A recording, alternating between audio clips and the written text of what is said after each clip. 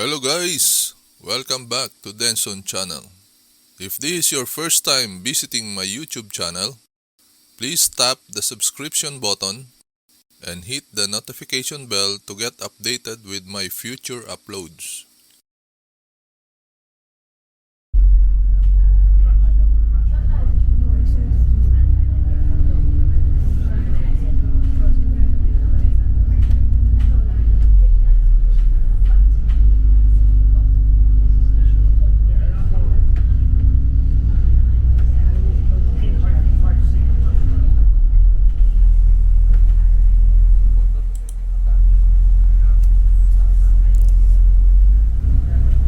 Good day guys! How are you today? I hope everyone is fine. Today guys, please join me as we travel to the city of Wales in United Kingdom. Wales is a cathedral city and civil parish in Somerset, located on the southern edge of the Mendip Hills, 34 kilometers southeast of Weston-super-Mare, 35 kilometers southwest of Bath, and 37 kilometers south of Bristol. Although the population recorded in 2011 census was only 10,536, and with a built-up area of just 3.244 square kilometers, Wales had status of a city since medieval times because of the presence of Wells Cathedral. Often described as England's smallest city, it is actually second smallest to the city of London in area and population. But unlike London, it is not part of a larger urban agglomeration.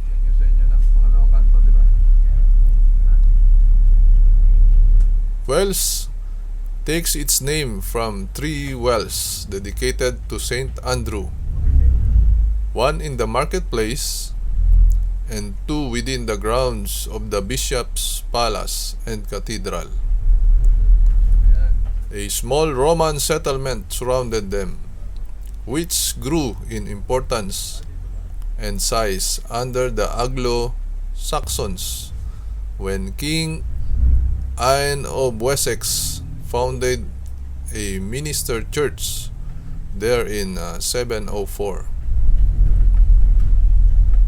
The community became a trading center based on cloth making, and Wales is notable for its 17th century involvement in both the English Civil War and the Monmouth Rebellion. In the 19th century, transport infrastructure improved with stations on three different railway lines. However, since 1964, the city has been without a railway link.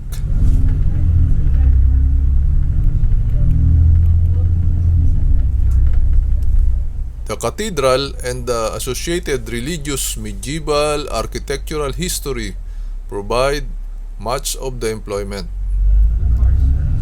The city has a variety of sporting and cultural activities and houses several schools, including the Blue School, a state co-educational comprehensive school that was founded in 1641, and the private Wells Cathedral School, which was founded possibly as early as 909 and is one of the 5 established musical schools for school-aged children in the United Kingdom. Wales' historic architecture has led to the city being used as a shooting location for numerous films and television programs.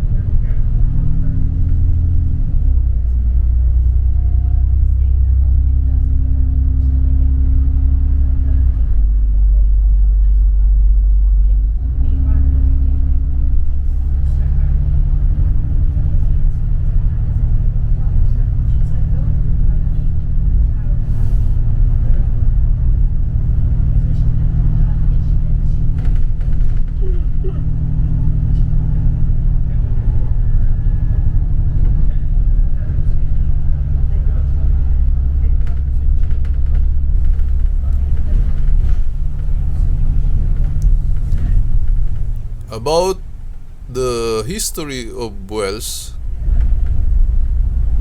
the city was a Roman settlement that became an important center under the Anglo-Saxons when King Ian of Wessex founded a minister church in 704.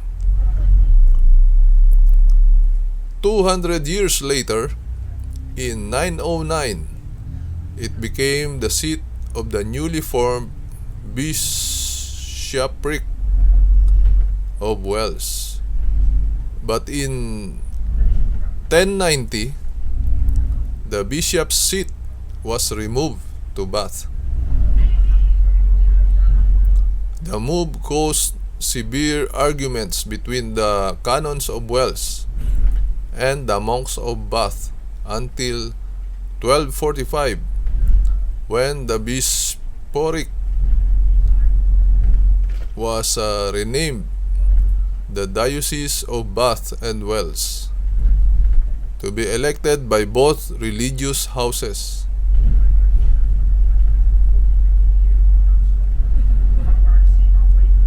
With the construction of the current cathedral and the bishop's palace in the first half of the 13th century, under the direction of Bishop Reginald and later Bishop Jocelyn, a native of the city, Wales became the principal seat of the diocese.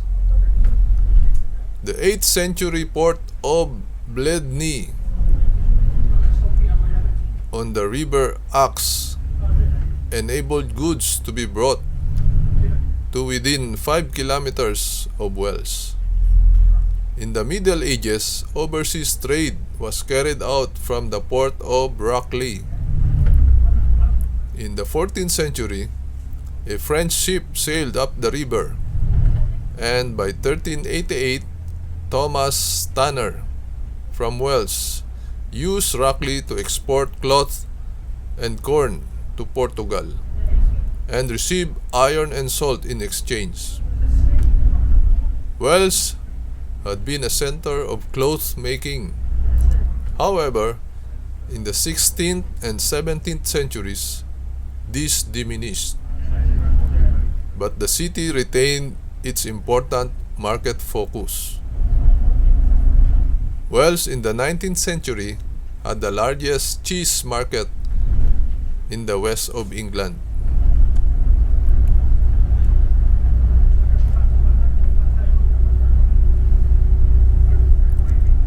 Wales was listed in the Domesday Book of 1086 as well, from the Old English Wales, not as a town but as 4 manors with population of 132, which implies a population of 500 to 600. Earlier names for the settlement have been identified, which include Fontanetum. In a charter of 725 granted by King Ina to the Glastonbury and Fontanensis Ecclesia. Tide spot or tight spot furlong relates to the area east of the Bishop's Garden in 1245. Wells was part of and gave its name to the 100 of Wells Forum.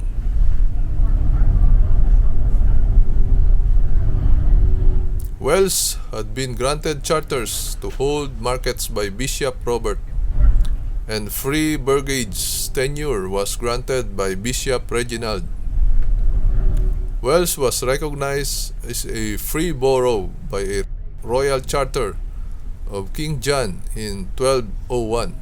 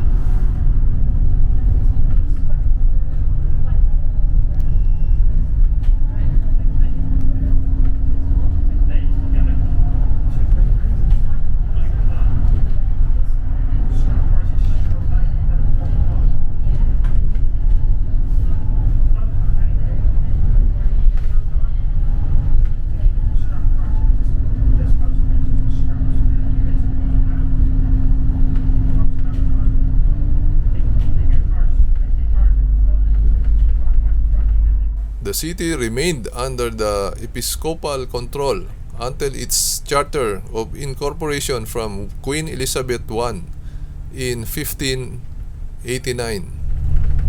City status was most recently confirmed by Queen Elizabeth II by letters patent issued under the Great Seal dated 1st of April in 1974. This granted city status especially to the civil parish. On the date, major local government reorganization came into effect, which involved the abolition of the municipal borough of Wells. Anne of Denmark, the wife of King James, came to Wells on the 20th of August in 1613. She was entertained by a pageant performed by the town's trades and crafts. The blacksmiths presented Vulcan forge. The butchers made a tableau of old virgins with their attires made of cow tails and necklaces made of cow's horns, who were drawn in the chariot by men, and boys dressed in ox skins. The mayor, William Bull, held a dinner for members of the Queen's household, including her 4 maids of honor. The Venetian ambassador Antonio Foscarini recorded her delight. During the English Civil War in 1642 up to 1651, that became known as the Siege of Wells. The city found itself surrounded by parliamentarian guns on the Bristol, Glastonbury, and Shepton Mallet sides. Colonel William Strode had 2,000 men and 150 horse. The Royalists evacuated the city. Parliamentarian troops then used the cathedral to stable their horses and damaged much of the omit sculpture by using it for firing practice.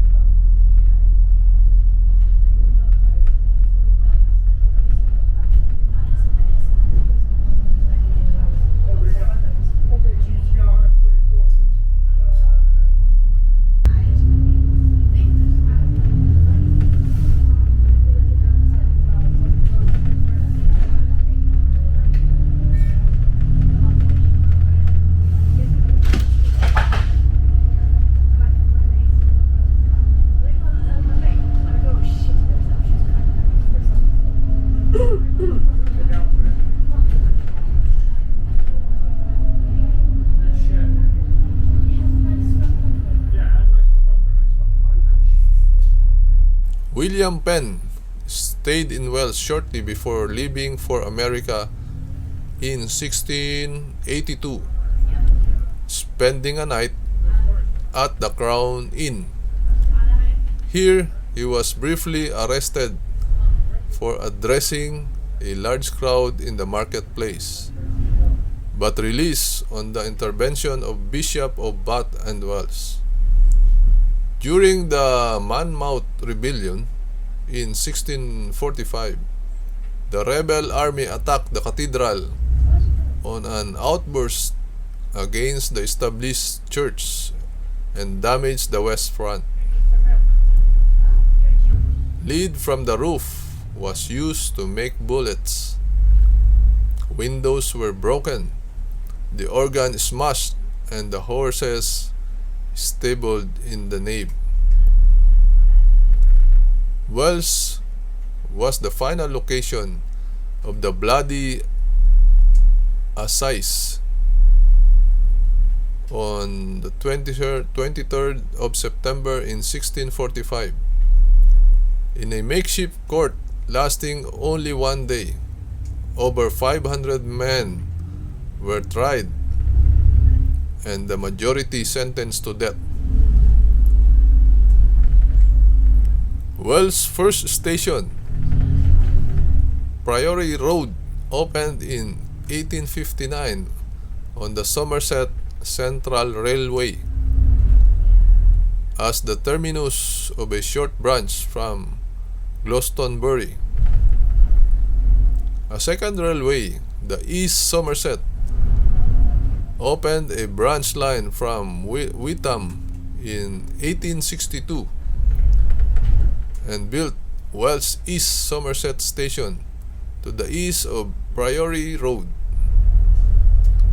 In 1870, the Cheddar Valley Line branch of the Bristol and Exeter Railway from Yatton reached Wells and built a third station at Tucker Street.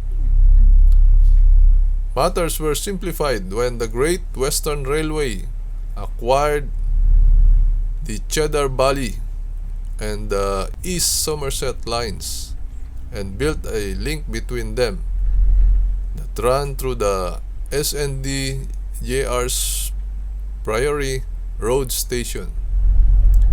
In 1878, when through trains began running between Yatton and Witham, the East Somerset Station closed, but through trains did not stop at Priory Road until 1934.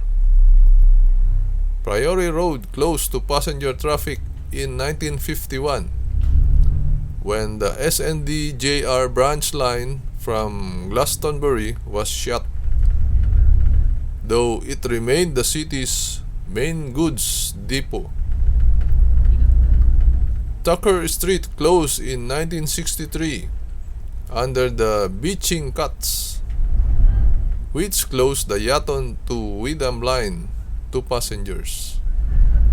Goods traffic to Wells ceased in 1964 Southern Railway West County Class Steam Locomotives number 34092 was named City of Wells at a ceremony at Priory Road Station in 1949.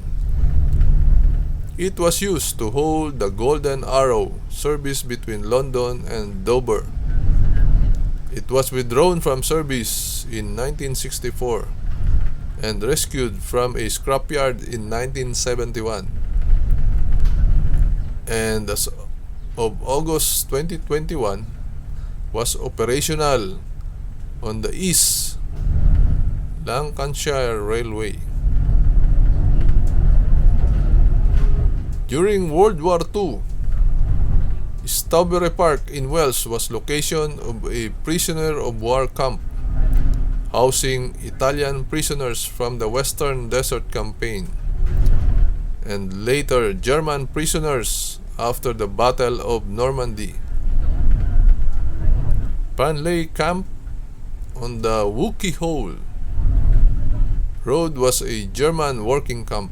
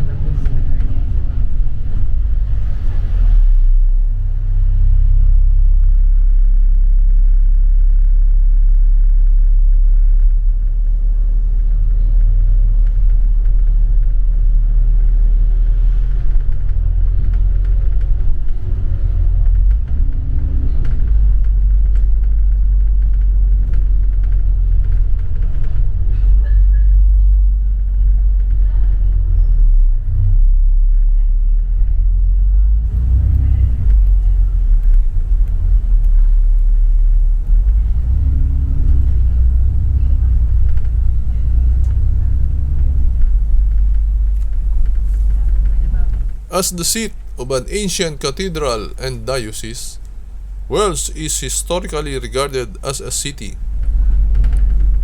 City status was most recently confirmed by Queen Elizabeth II by letters patent dated 1st of April 1974, which granted city status specifically to the city parish. As the designation is typically awarded to local council area, this administrative area is then considered to be the formal boundary of the city, including its urban and rural extents. Ha? Pero yan, tumatagal din yan. Hindi kailangan ng... Pero yung nasa gitna siguro, Batstone yun.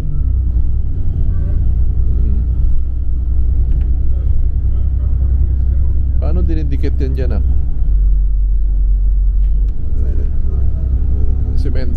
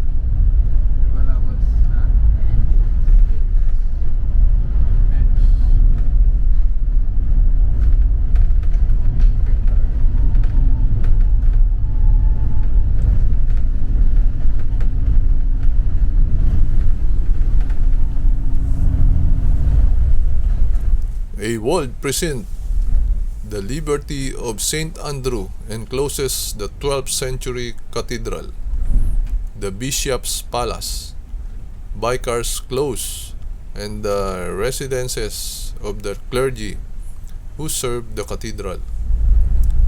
Entrances include the Penniless Porch, the Bishop's Eye, the Brown Gatehouse, which were all built around 1450. The Church of St. Cuthbert has a Somerset stone tower and a carved roof, originally an early English building, 13th century. It was much altered in the Perpendicular period. The nave's colored ceiling was repainted in 1963 at the instigation of the then vicar's wife, Mrs. Barnett. Until 1561, the church had a central tower which either collapsed or was removed, and has been replaced with the current tower over the west door. Bells were cast for the tower by Roger Purdy. The polychromatic stone Church of St. Thomas was built during the 1856 and 1857 and extended by Samuel Sanders Chulon in 1864, commemorating the work of Richard Jenkins, the Dean of Wells, who had cared for the poor in the east of the city. Wells Vineyard Church is an evangelical church formed in 2003.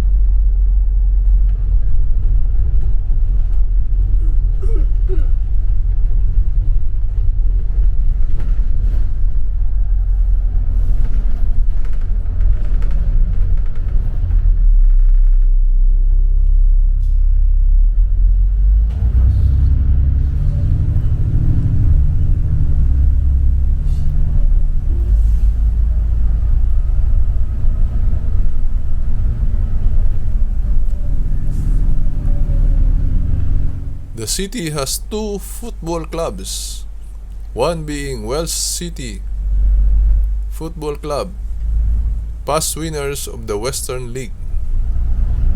Belrose Football Club play their football in the Mid-Somerset Football League at Heybridge Park.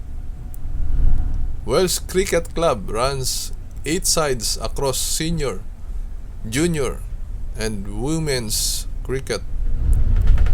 They are based at South Horrington.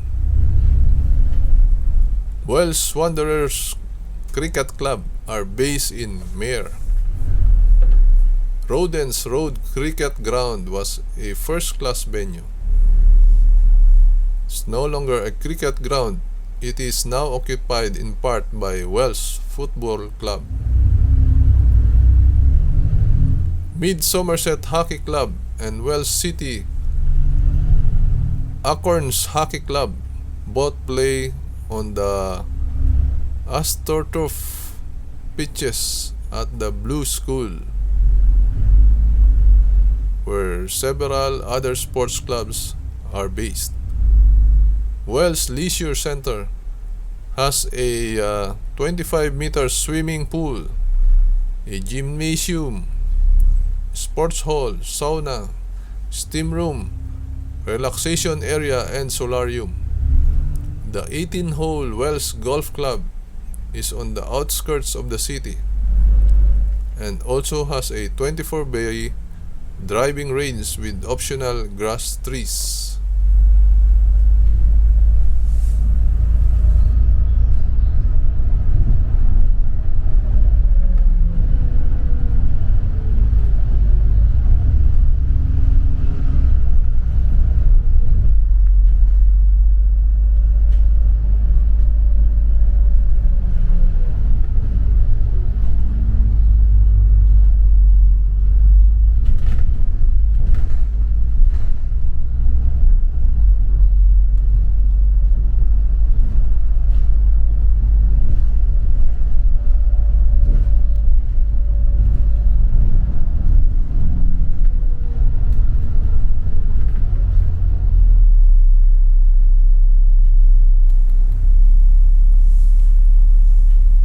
Wells has been used as the setting for several films, including The Canterbury Tales in 1973, A Fistful of Fingers in 1994, The Gathering in 2003, The Libertine in 2004, The Golden Age in 2007, and Hot Fuzz in 2007. The cathedral interior stood in for Southwark Cathedral during the filming for the Doctor Who, and was also used as an interior location in the film Jack the Giant Slayer in 2013 and in 2017 for the film Hellboy. In 2017, the Market Square and Town Hall was used for production of the BBC series Poldark.